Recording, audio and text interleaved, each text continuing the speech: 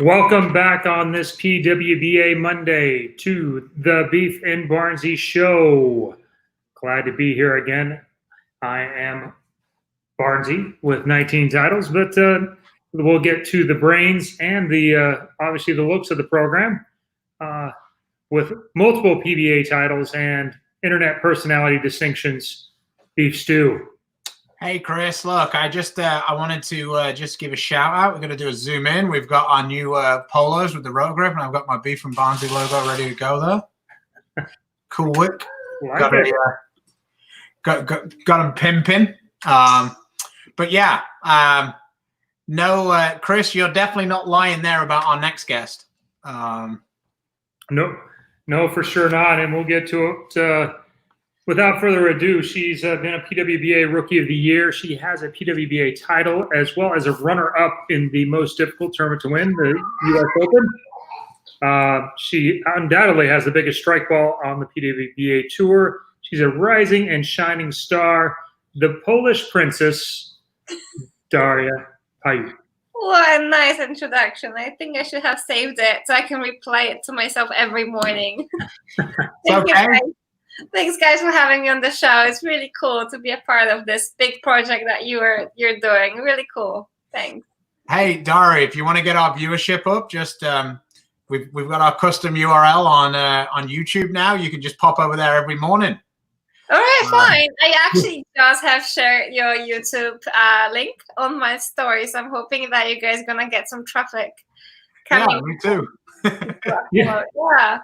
And for those of you that are wondering, it always helps. But we have our URL finally. But if you'll go to youtube.com/Beef and Barnzy and click subscribe, that will help us out as well. Much appreciated there. Does it mean, guys, that you're gonna be doing some type of videos other than the show itself? Like, am I gonna see Stu and Barnes doing like some trick shots on the lanes, and then it's gonna be up on YouTube? Or you may well see some of that. I don't know that me and Chris are quite the people who are going to take a video camera into the seating area when we're playing the position round at a major. You don't know that you're going to get quite the same behind the ropes content that Brad and Kyle give people. And currently, if I was to do my behind the scenes shots, most of it would come from when I'm watching the good bowlers from the Flow bowling booth. So it probably doesn't have the same juice as when Brad and Kyle are bowling in the finals every week. But I don't really agree. There's a lot of things that you could do that don't necessarily have to be a copycat of currently exist. But with how much you speak and how much you know, I guess there's lots of things that you can share with people, and I guess a lot of people would look forward to it. Yeah, no, definitely. We're definitely going to try and put more content up there, and especially for YouTube. We do this probably more like once a week, hopefully, once everything is up and running again, and but have more contents, maybe tips, maybe you can say trick shots, maybe short interviews. Postmaster interviews, who knows what we might do. I am already subscribed to your channel, so I'm really highly recommending to everybody watching right now to subscribe. Oh wow, I can hear myself. I'm not lying, guys, right here. Yeah. If you cannot find the link, swipe up and follow these guys. They're really cool. All right. So, bit of a strange year for you, all told. Started off on one continent, currently on a different continent, and nothing to bowl. I don't know. I don't even remember the last time I felt that way, to where I don't have any plans. I bought a very expensive planner when I designed it the way I wanted to, and I put all the tabs. It took me like 4 days to really know how I'm going to plan things so I can put in my planner. Yeah, that was the waste of money, the worst waste of money of this year. There's nothing to bowl, and all the bowling centers are still closed, and even the borders are closed. So if I even get tired of being in Poland, there's no bye-bye. I have to stay for a while. Yeah, it's a very odd thing. My wife was saying on Mother's Day that she finds it strange having somebody to help her parent, because usually I'm on the road all the time. So now she feels like it's a bit interesting because she's got two opinions on what we should tell Brady to do now rather than just one. So how long have you been home for now? Because you bought the World Series, right? And then you came home. And yeah, I landed on March the 13th, and I haven't left. Wow. So it's going to be a month very soon. Yeah, it's 2 months almost. Yeah, we the only real trip out that we've had, like, out of town. Mm-hmm. We drove and took Brady to a drive-through safari. Oh. So he liked that. My truck didn't like that when the zebra decided to put its hoofs on the side of the truck to get the food that Tina was feeding it and put a few scratches in the side of it. And, wow. But Tina got excited that she saw a zebra. I've never been to safari of that type. Can it be dangerous at all? No, like, can you just drive and have an You're going like 2 miles an hour. So Brady was walking around in the back of the truck. We weren't moving. So okay, very cool. And what about that? Because both of you are right now in Texas, correct?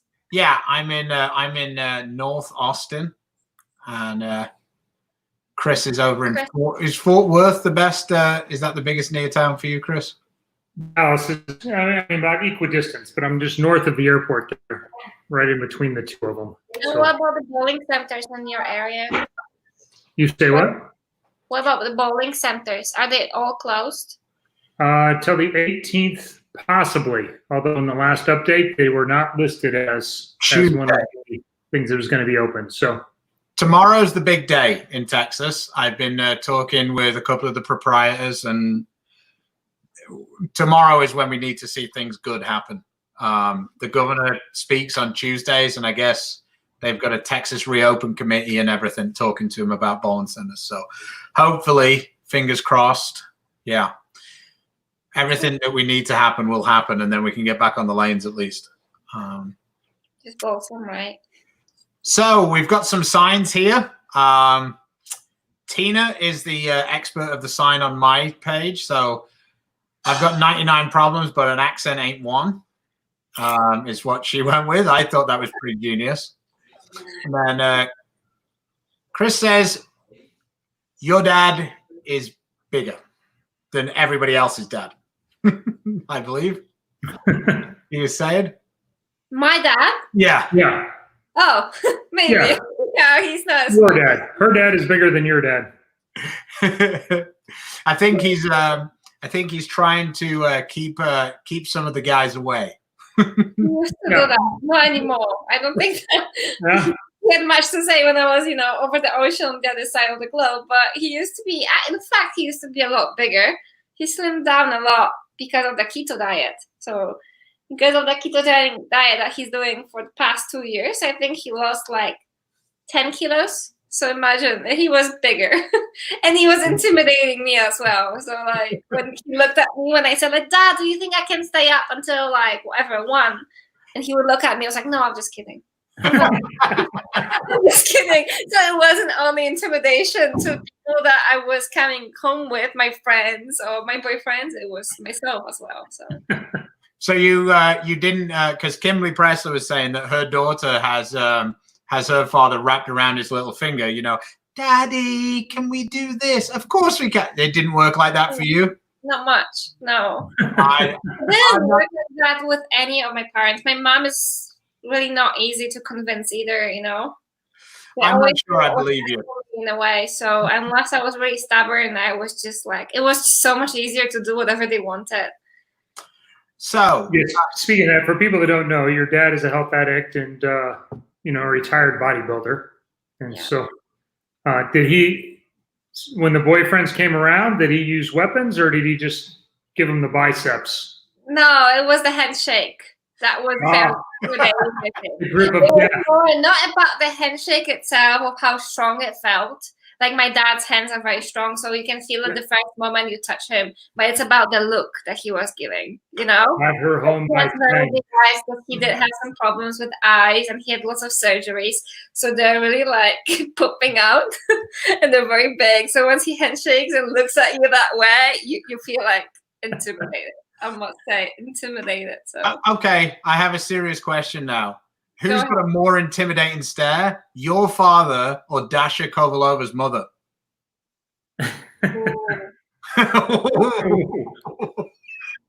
Okay, so I know Dasha for a very long time. We were doing European Youth Championships at the same time and World Championships because I think we're a very similar age. And I always travel with my parents, and she always also traveled with her parents. I think it was before her mom and her dad became coach of national team. And I must say, her mom is a lot more intimidating than my dad. Yeah, she's playing for keeps. She is very intimidating. But she's very sweet. Like when she told me the first time hello, after many years of like seeing each other, but she actually did say like hello, Daria, and she said Daria with that Russian accent, which sounds very much like how my parents call me. I was like, wow, she's so nice. Because she finally cracked. Yeah, and she was always so into Dasha's game, and she was very intimidating. But yeah. Okay, so me and Chris, a few people helped us out yesterday and shared the ladies' Mother's Day special, and we got to 125 shares the last time I looked, I believe. So, being as you're a cat person, we thought that it was only fair that you might, you know, critique our technique, so to speak. Okay. So we're just I'm going to quickly share Chris. Oh, I think you must let your wife go on the stream a lot more often. This is really fun. yeah, it's good. How's it smell? I think that, Chris, could you pull it out a little bit just so that you could actually see what's inside the litter box? I probably could have, yes. It looks very uncomfortable.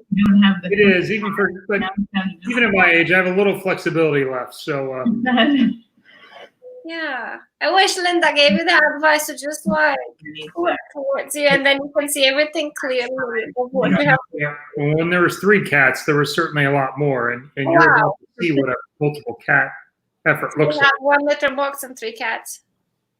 No, just 1 for us now. So ready for poop scoop inside?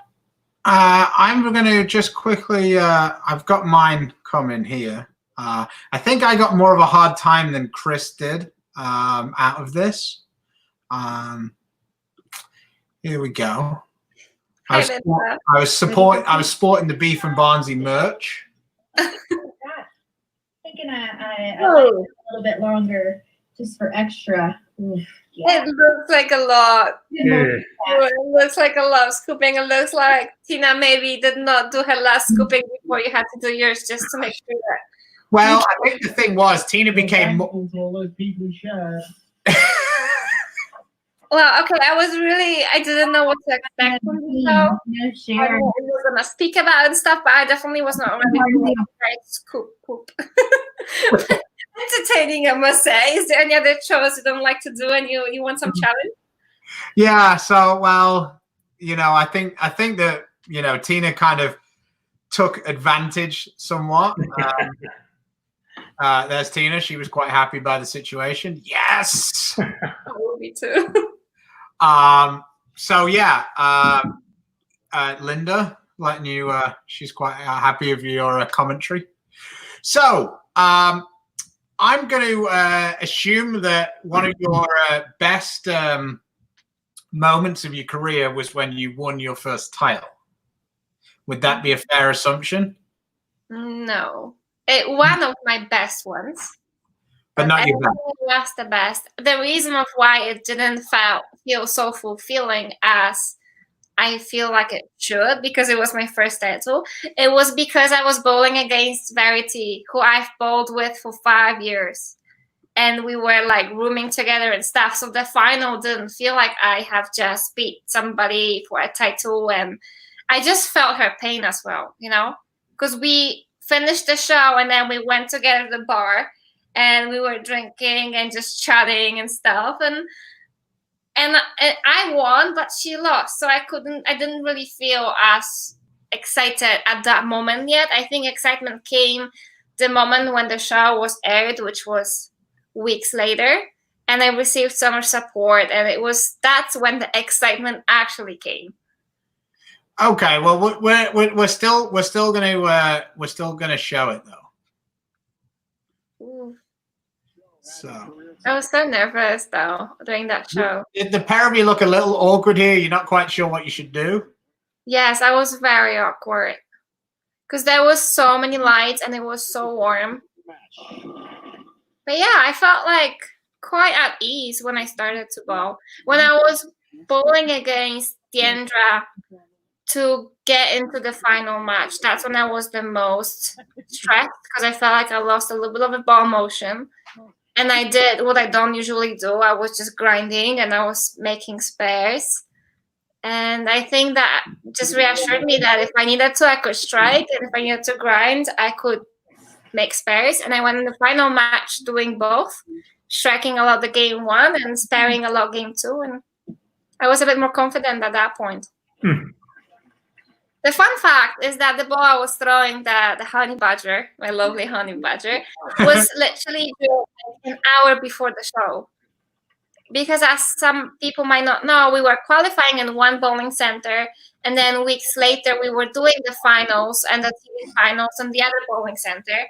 And before my match with Verity, there were maybe 3 other matches.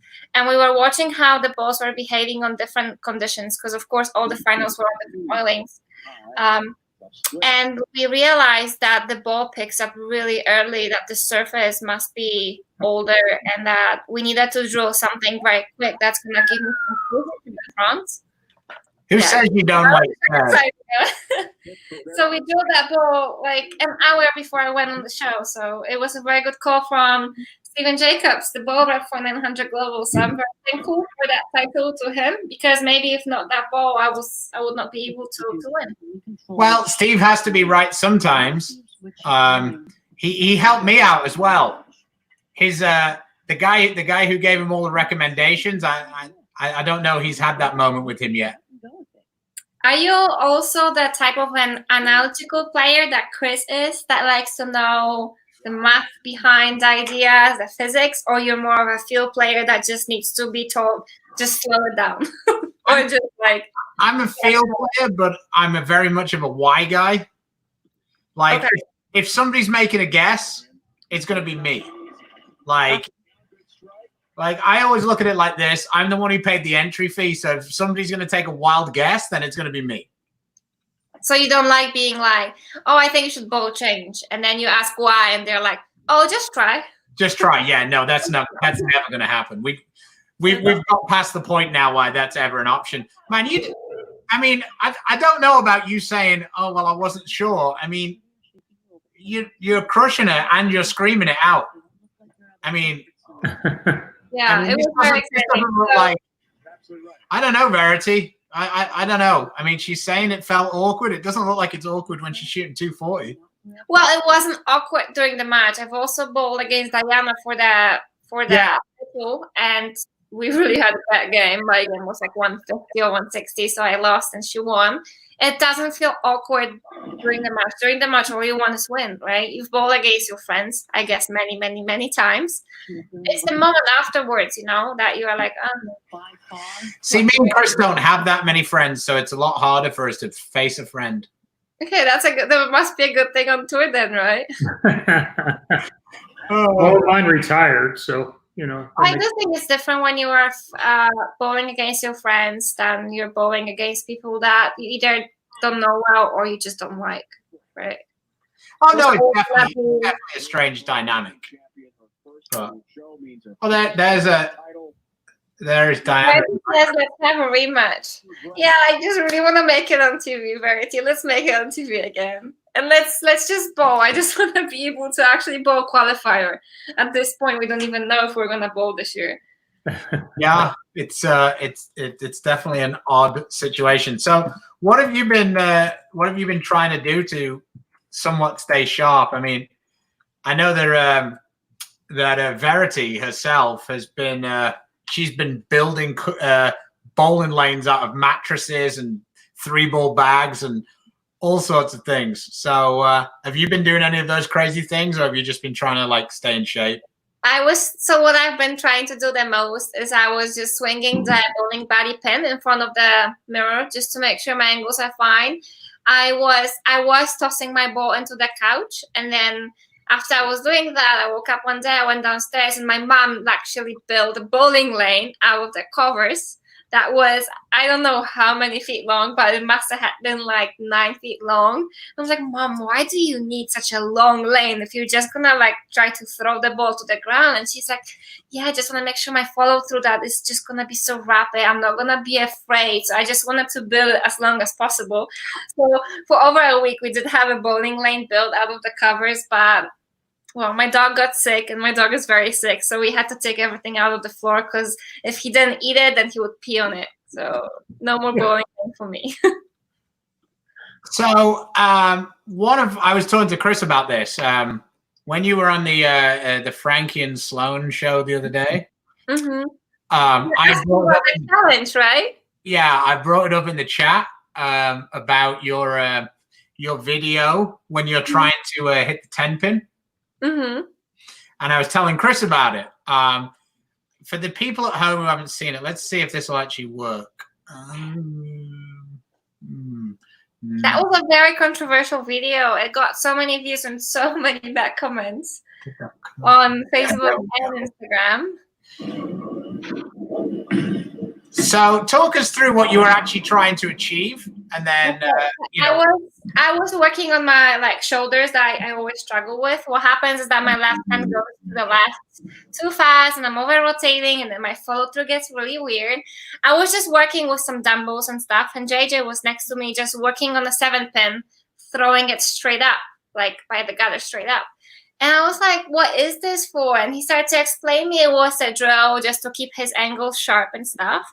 And he said that I should be able to do it. And the 7 pin was a bit easier, but 10 pin, I could not figure it out. So I felt like I must be able to do it. I don't know how, but I have to figure out a way of how to do it. And that's the video of all my attempts that I was trying to figure it out and I couldn't.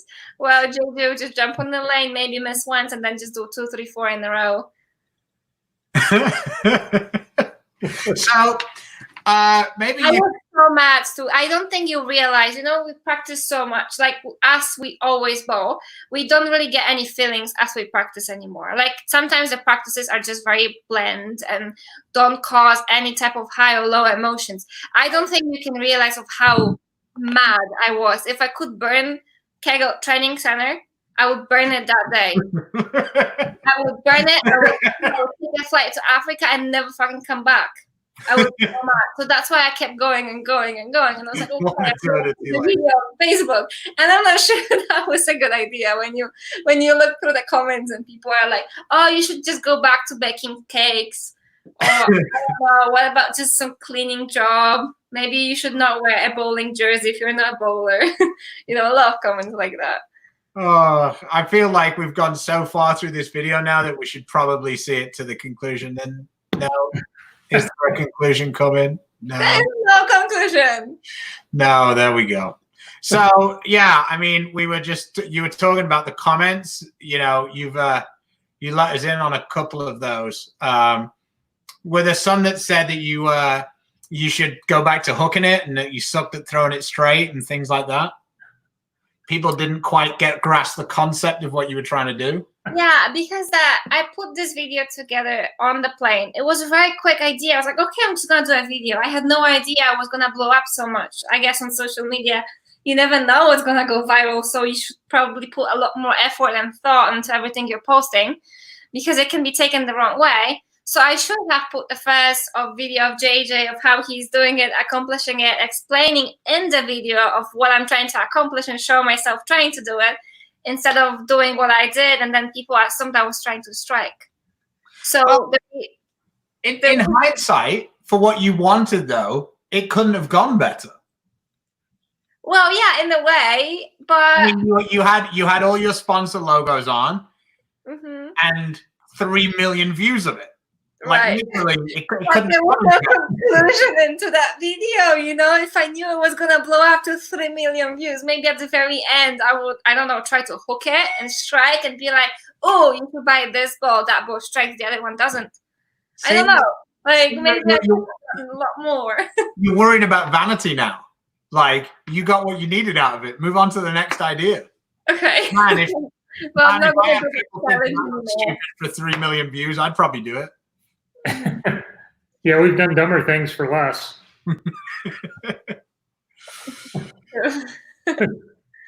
Well, I'm not doing that challenge anymore. I'm done. No, Totally. you're done with it. Speaking of odd comments and different things that you get, I mean, you meet so many different people. What's the first thing you notice when people come up and talk to you? It depends on what country, really. Because many times, especially in Asia, I feel like people are a bit more shy to come up and talk to you. So many times when they're trying to initiate the conversation, they're very shaky, and you can feel the emotions. You can feel that they're nervous. So that's the first thing. In the United States, people are a bit more outgoing, and sometimes it's like I can see they're trying to come up to me, and it takes some effort from them to actually come up to me, and it's really sweet. But once they do, I don't feel like they're that nervous.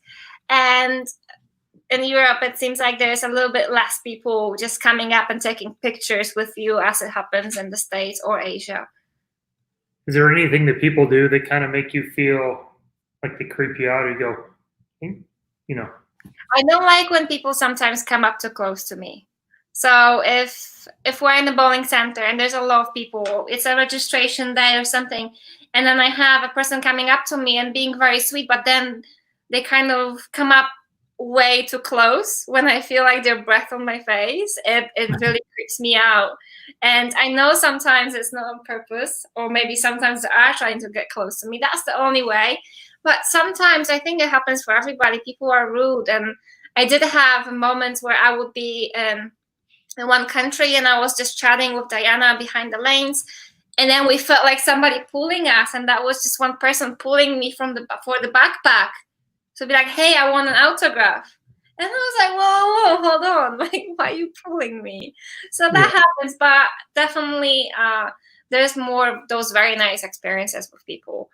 And I really, really love when young people come up to me and are like, hey, I watch you on social media, or I've seen your game. Can you tell me more about college bowling? Or can you tell me of how can I become pro?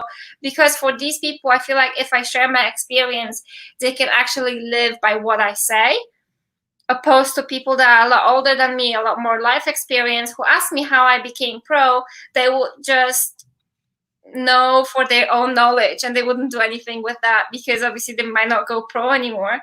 So I like speaking with more experienced people for myself to get more life experience. But when it comes to sharing my own experience, I always rather do it with people that can live by what I did, and maybe somebody is going to make it to a pro tour or achieve whatever they always wanted to.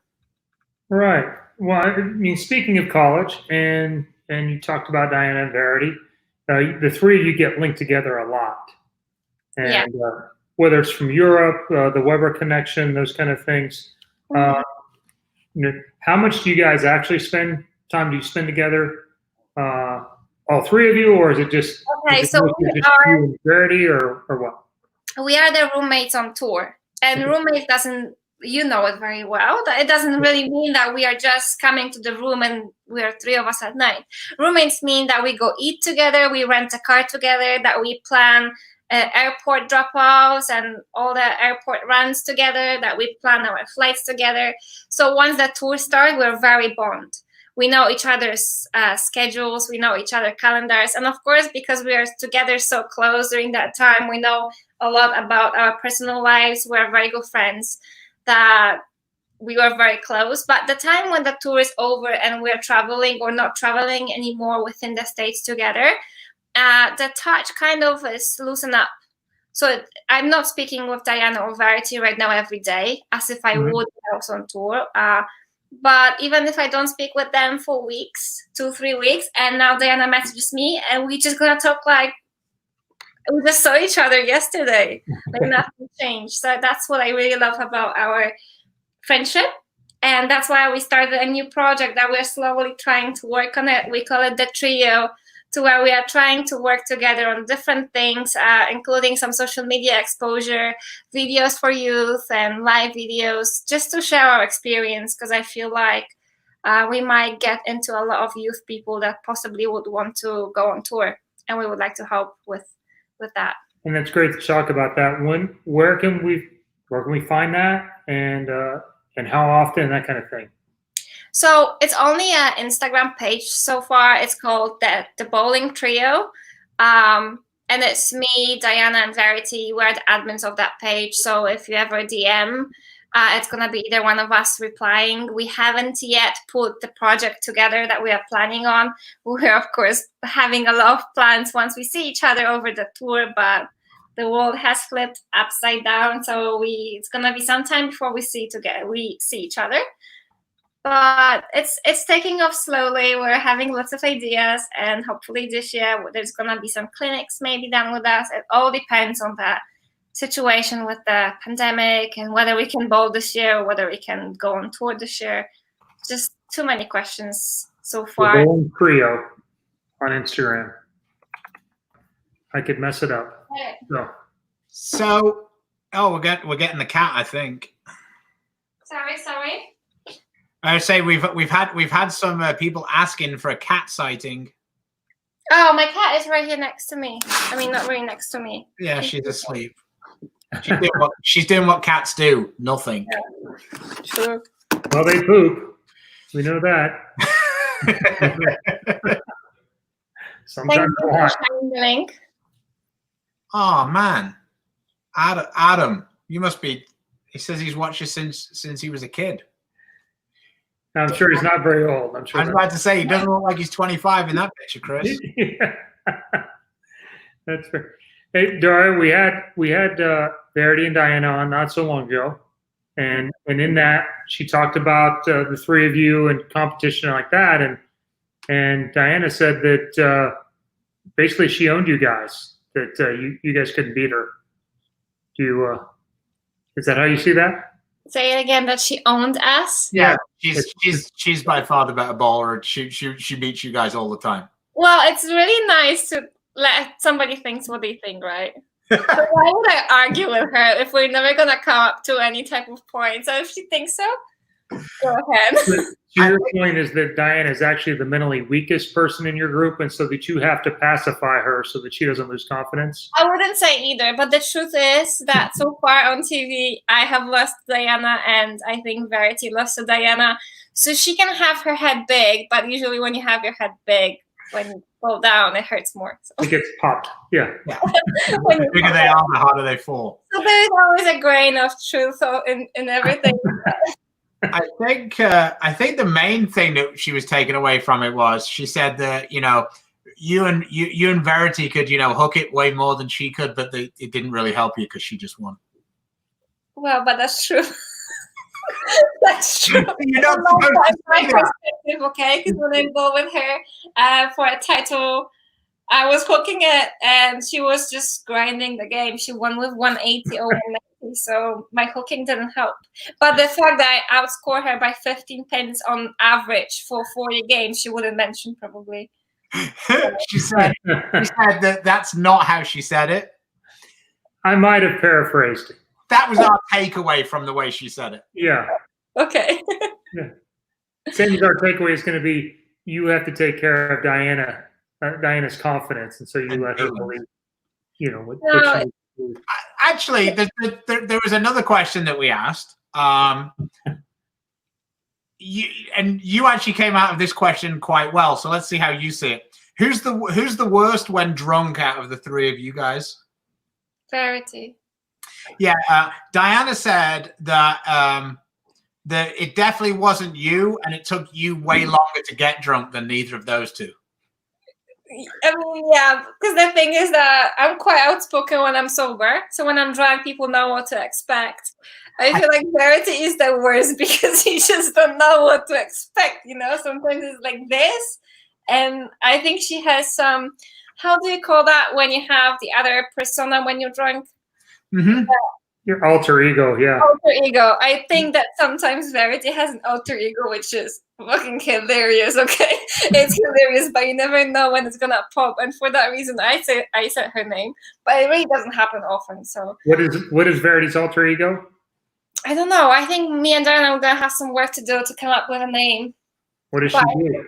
Diana has met her many times, and I've met her many times. That we're gonna have to speak with Verity and see what she thinks about it. Well, I mean, we used to have Marshall and Drunk Marshall once upon a time. The best one of all time was George Frelingos from Australia.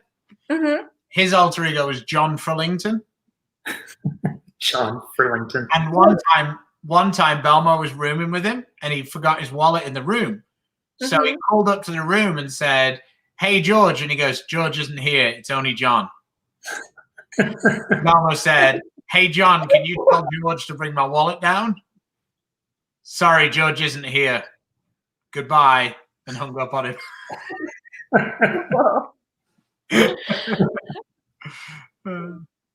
I don't think this would have an alter ego though. Sloan suggests he's Verity's drunk ego, Dom. When Verity gets drunk, she turns into Dom.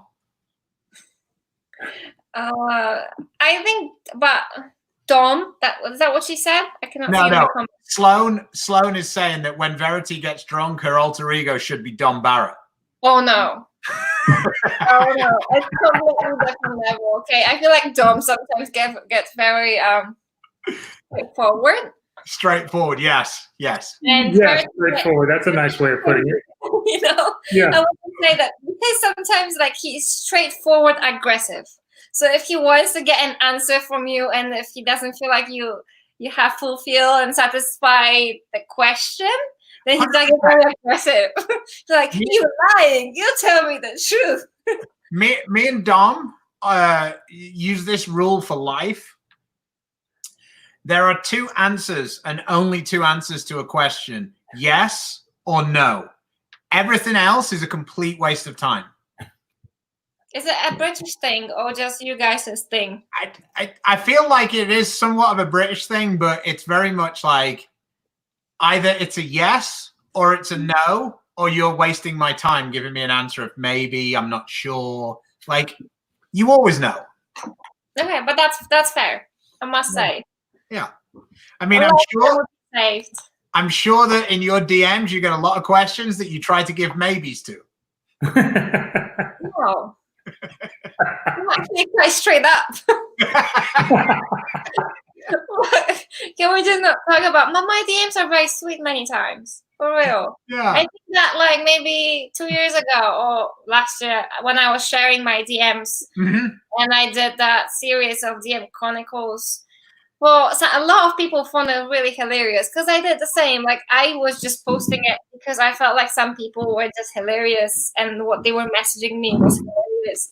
But I did get a lot of hate for sharing and just showcasing others people's feelings towards me on social media and trying to be proud of it, which wasn't the case. So I just stopped doing it.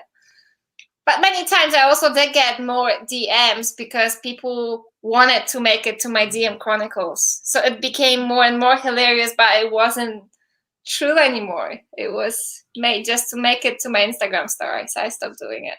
So I actually just got a text message from Diana. She really asked me if I could just throw this up there just while we were. This is when she beat you. She just wanted you to just remember. Yeah, I do remember. I was actually zooming in to see our scores, and she did beat me with 190. It's a good count. Yeah, something like that. It wasn't really hard to beat me that time. Oh, look, you're still hugged after it, though. Yeah, we were hugging during the commercial break. It was quite a fun tournament. I was very mad, though, because I was bowling really bad. The same thing happens all the time with the guys. We hug in the commercial break. We hug before. We hug after. Yeah. Right. But not even a little bit. I actually bowled Tommy. Tommy and I are pretty good friends.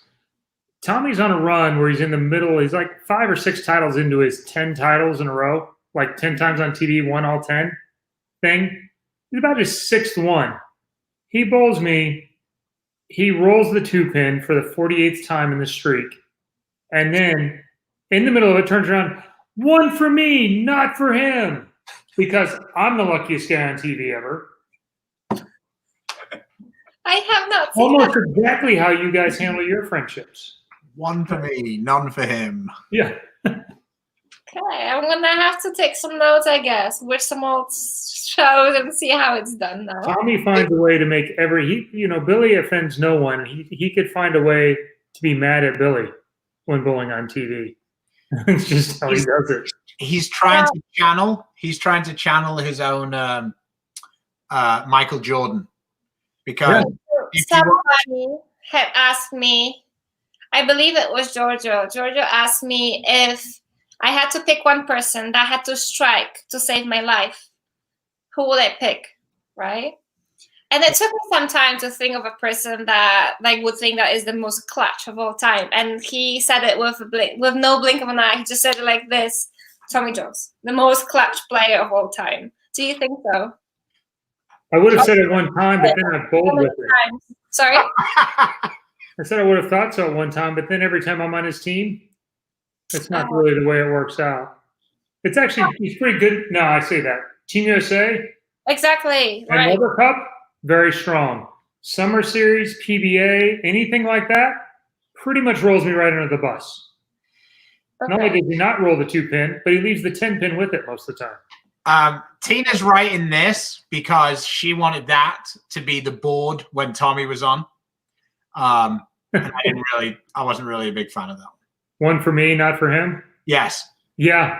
That obviously I let it go. I think that was like 2006. So You let it go, but you still remember. Yeah. Exactly. oh yeah. Let it go, guys. What the? Thanks.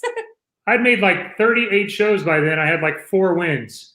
Tommy went by me in like 6 shows. Diana says, Daria, don't believe a word Stu and Barnes say about me. Well, We can go to the tape. look, just because we asked both of you two to come on and you told us not to have Daria as well, because you wanted to. No, don't worry. My friendship with Diana is very, very close. We know our ways, okay? Let's be honest, though. We did ask all 3 of them, and Daria said, I don't really need the 2 of them. I'm good enough to be on my own. So, Wow. You don't even take the words out of the context. You just come up with shit and say what's said, you know? You don't do it that way. If you want to say something, try to use something I said, get it out of the context, and then come up with something that you wanted me to say. But no, it's the Beef and Barnzy show where the truth never gets in the way. okay. No, I know how it works. Because I was just watching your wives, and it was so much cooler than you guys. Your wives were just so sweet, and they were like talking about the Mother's Day, and Yeah. Linda was like, "Oh, so when I introduce Tina, I have to do like this, right? Because Chris always does it." So then I will want to watch the other 2 episodes before then. I actually don't do it anymore. I saw the Norm Duke thing, and he did it early, and I imitated him the whole time. So if there's ever a question of what I think about Norm, obviously I made a career out of evidently imitating him, because I did it about 43 times in that show. I'm like, what are you doing? Like, I don't do that at all in real life. So yeah, now I don't do it at all. I just sit on my hands now. But going back to the throw a strike, I think that I'd probably go with myself. No, but that's the thing. You cannot choose yourself. Yeah, but the problem is the obvious answer is Belmo. But Belmo's so incredibly selfish that he'd never do anything for anybody else, like save their lives. Like that was to save your life. No, he missed. Like I needed him to make the 2-4-8 to get to a roll off, and he threw it in the right gutter. What's that? Oh, that was on the PBA League one year. So, I don't even really want Belmo to be throwing the strike for us to win in the PBA League. Like, I'm nervous when that happens. Can you imagine what it'd be like if my life was on his hands? Where at least this way, Belmo gets 1/5 of the money. He would get nothing for saving my life. Okay, so I think there will have to be some type of a deal made. That okay, if you save my life, you Belmo get this. So that way you know he's 100% committed. And in that case, he strikes himself. No, because there's nothing that I own that Belmo needs. Okay, fair. So he's off the table immediately. Like, no. So nobody, you would just give up your life without even trying to have somebody strike for you. I strike for you. I promise I can. I'd much rather strike for you than make a 10-pin. 100%. Did you ever ask me, Daria, would you rather make a 10-pin to win the title or have to strike? Strike. Like, that's the easiest answer. 100. You said, I can actually hear Tina laughing.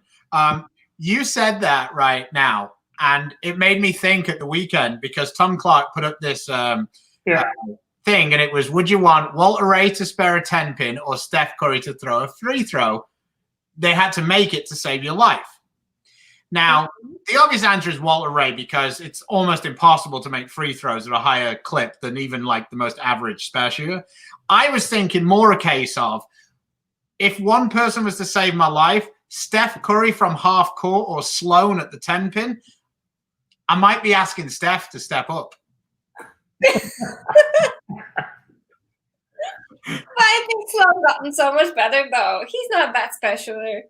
But I think he would also be a person that would rather strike than spare. I guess when you say Sloan's not a bad spare shooter, it's relative. Very. Everything in life is relative.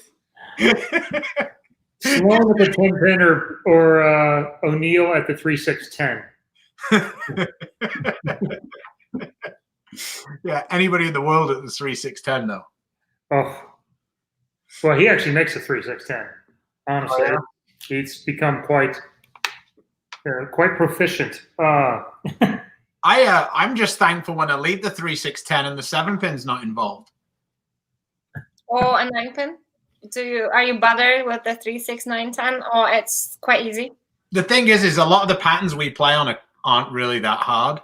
So the 3-6-9-10 a lot of the time isn't that bad. Okay, because there's no like out of bounds and stuff. No, and I'm gonna say this, and Chris is gonna like shout at me, but there is like one secret in bowling. If you throw a 16-pound ball, the 3-6-9-10 is quite a bit easier. Okay, good to know. Because you can hit a lot less of the 3-pin and still get the 9-pin. I threw 15 for a few weeks, and I couldn't spare. I was like, now I know why these guys are so fried out when they leave the 3-6-9-10. It's impossible. It bounces off every time. So both of you throw 16 pounds, right? Yeah, we both throw 16 pounds. Yeah. Sloan, 10-pin or Shaq?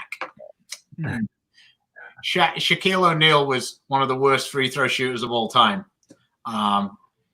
Yeah, that was Only won one easily.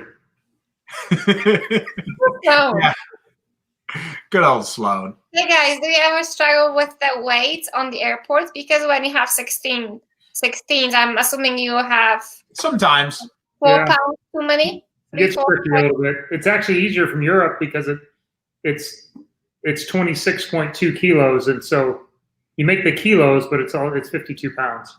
So yeah, we're usually okay with like, to be honest, I fly with Delta, so like it's virtually never an issue for me. I always have a bit too much, so that's why. When I fly from Europe and I go somewhere else, then it's a pain. And if you fly Southwest, it's a bit of a pain, but I refuse to fly Southwest most of the time because of that. we'll get you down to the pound. So when Southwest tried to tell me it's $75 for being overweight, then I just whip out the 2-ball tote that I had in my bag and I put them together, and because it costs them way more money to process another bag than it does an overweight bag. So I just made them check another bag then. But yeah. Well, you still have to pay $75, right? Yeah, I've had to a couple of times, but I mean, if I'm flying Southwest, the flight's going to have to be a lot more than $75 less than Delta for me to want to consider it. So Right, because going in. yeah. Why Delta, though? Sorry. Why you fly Delta? Because I started off flying in England with KLM.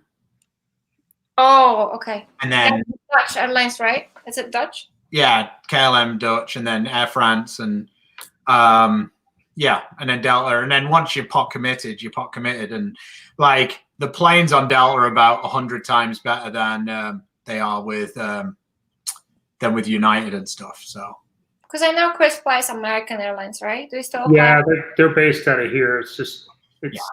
I mean, Chris can go direct almost any place in the entire world. Except upstate New York. Can't get to New York from anywhere. But other than that.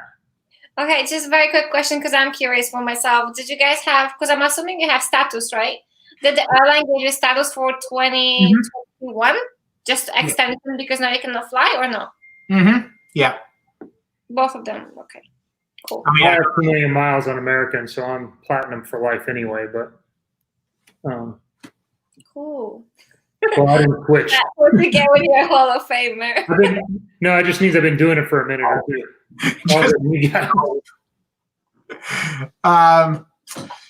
Okay, Daria. Well, I think one quick thing. We have the winner of the 900 Global Ball, and we'll post this. And my computer with the guy's name just died, so that's cool. I'll announce it after Daria does the 10 frames with Chris Barnes. I will endeavor to find the guy's details. All right. We'll do it after that, and then we'll post the winner onto the Beef and Barnzy page, and that person can get in touch.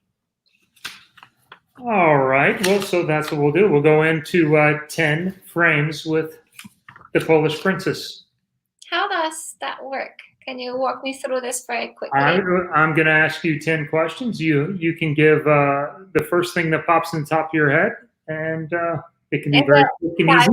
Rule is either yes or no, or it doesn't matter. No, they're not really yes or no's. Some of them will actually. You may have a great story to go with it. Some of them, might be pretty simple. So we'll start out with. Well, okay. If you could pick your own nickname, what would it be? Fat. Fat. Fat? F-A-T. Because that's how my dad calls me all the time. But he calls me Fatty in Polish. So yeah, if I had to pick a nickname, that what it would be. Fatty, but and this is separate from the 10 questions, but your last name actually translates to spider, right? Correct. I'm very excited you know that. But yeah, in general, like for Polish people, I'm Daria Spider. But in a way, nobody has ever really called me Spider. Like sometimes, Yeah. I have never had a nickname that stuck with me. I have a really good research staff here in the building, so she finds good stuff. Good. You can help her. So spider might be it. Might be the Black Widow, something like that. For some reason, it never stuck with me, even through my school years. Huh. I don't know why. Maybe I'm just a boring person that doesn't really have anything. All right. A celebrity crush. Don't have. You don't have. All right. Well. Not really. No. I really like Khaleesi from Game of Thrones, but I like her, but I don't even know her real name. I don't remember it, so that would be as much as I can say she's my crush because I really like her acting, but I wouldn't say it's a crush. Okay. What is something that no one knows about you? Oh, I don't know. There must be a lot of things. I don't know what people know. But I did have a swine flu when I was 16. So now this pandemic, I react to this pandemic a bit different because I have gone through a swine flu. I did write a goodbye letter. I thought I was going to die, and I somehow did not. So I'm thankful for it. But yeah, I was 16 and I got out of the tournament in Czech Republic. Wow. And you came out of it okay. I guess that's good. Yeah, but the problem was that I was 16 at the time. It was over 11 years ago when the pandemic was happening, but there wasn't that much information, meaning like social media wasn't going crazy about it. So people didn't really know how to go about it. The doctors were not as educated as they are right now about the coronavirus.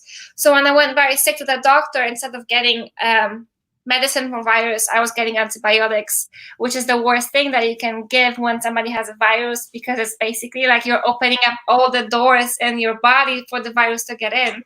So within 2 days, I got so sick, I couldn't eat, I couldn't drink, I couldn't walk, I couldn't get up. So I had nurses and doctors coming to the house, and they saved me. Wow. Wow. Well, I don't think anybody knew that. Well, on a little lighter topic, the most famous person in your phone. You? No chance. Must be. I don't really have anybody other from the bowling world that you can say is famous. I don't believe you. But your favorite band or song while bowling? Oh, I have so many. For the moment when I'm feeling a bit down after bowling, it will be a very old song of Flipside, Someday. It's a very old rap song that makes me feel some sort of ways. But anything that pumps me up, it's just my playlist. So I don't have one song that I always get back to. I have a playlist of them. Got it.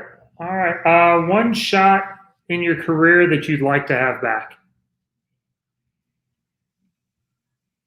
US Open TV show when I split in the third frame against Liz Johnson. I think we all have. I left at 6. Or maybe it wasn't a third frame. Maybe it was later. But you were with me on that show. In fact, you were ball wrapping me in some way because you were with me, and I really struggled to get the corners out, and I 10-pin forever. And I think I was just really trying to strike instead of grind, so I split. So I wish I could get that shot back and just have a different mentality about just approaching to get that title instead of trying to strike, maybe just trying to leave a flat 10 and wait until she loses her temper and she's gonna split. Yeah. Rookie mistake. Well, it's second guessing your shows. It can be you hope it becomes a pastime because you've made enough shows. Yeah. But, I think the loss at the US Open hit me so many months later. I don't know if you've ever had that in your career, where when I lost at the US Open, it was so surreal for me the whole week because I felt so well.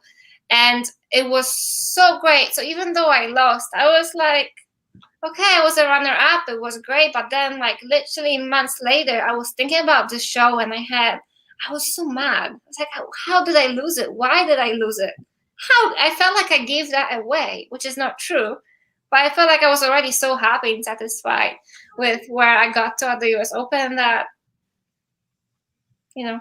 I honestly want to hug you for 2 reasons. Because it sucked that you lost, but also because you said to Chris, do you know that feeling about coming second?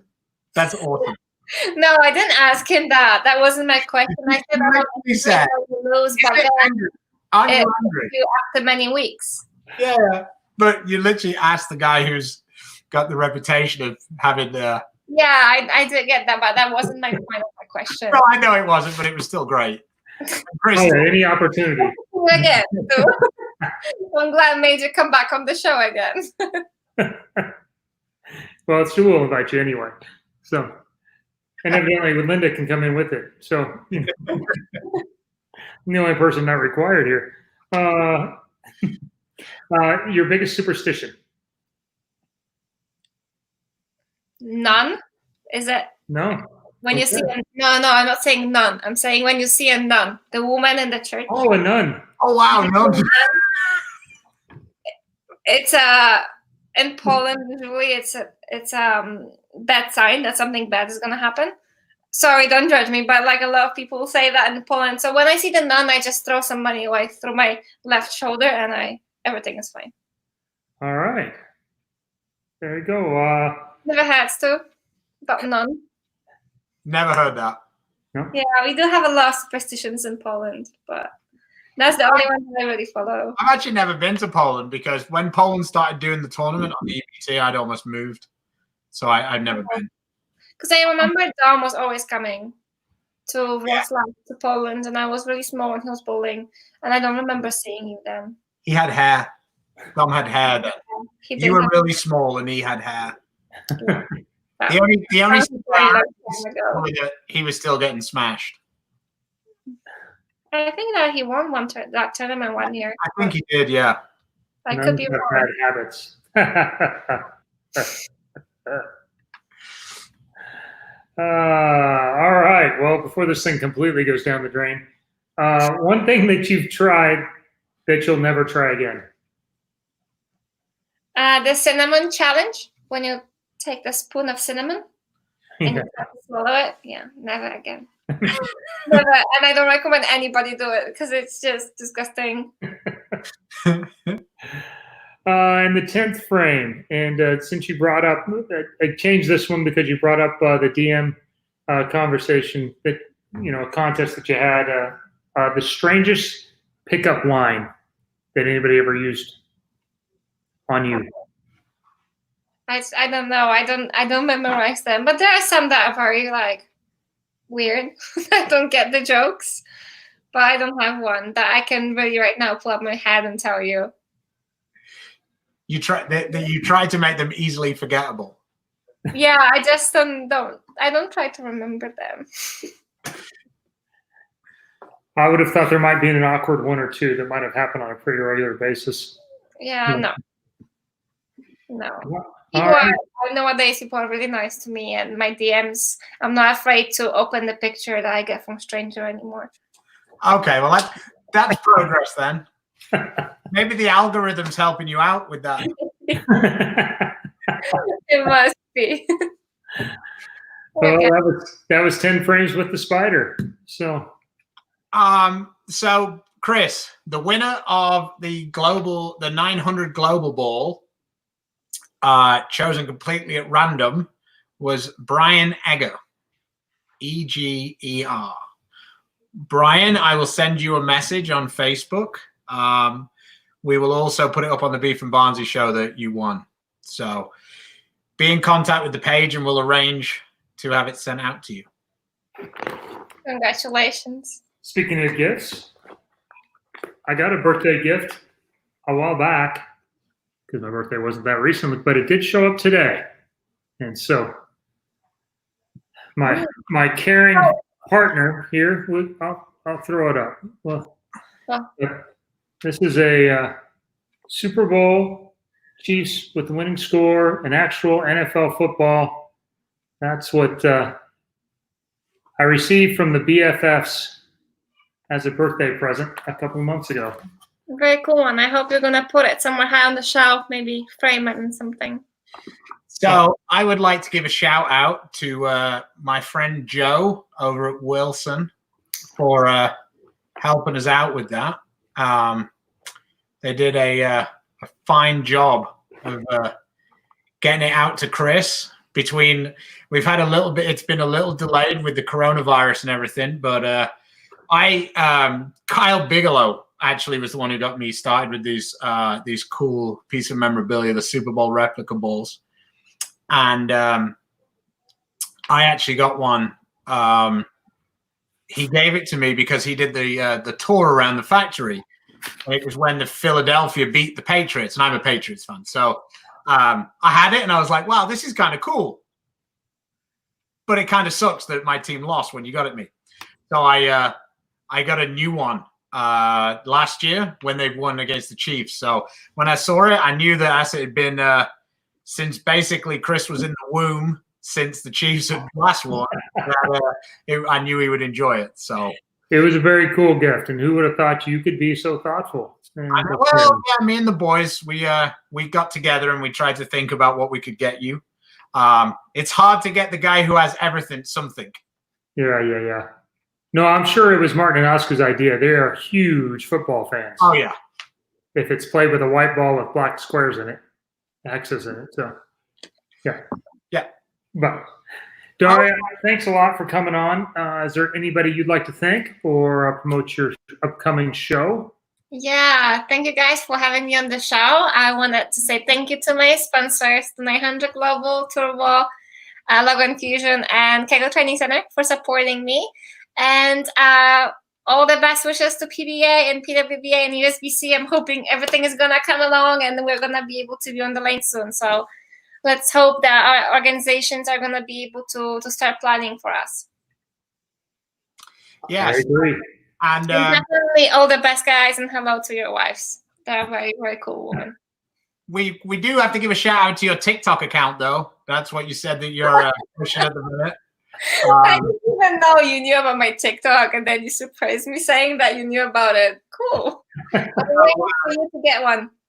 What's the? I actually have one. But I didn't do very much with it. So quickly, just give us a address where we can follow that, and then maybe we can bring bowling into the 21st century with TikTok? Well, my account is Pajak Daria. So my last name, my first name is swapped because I was not the first Daria Pajak who signed up for TikTok. So I had to change into last name, first name. So that's how you can find me. But I'm definitely more of a, not stalker, but I definitely watch a lot more TikToks than I do them themselves because I find them so hilarious. So yeah.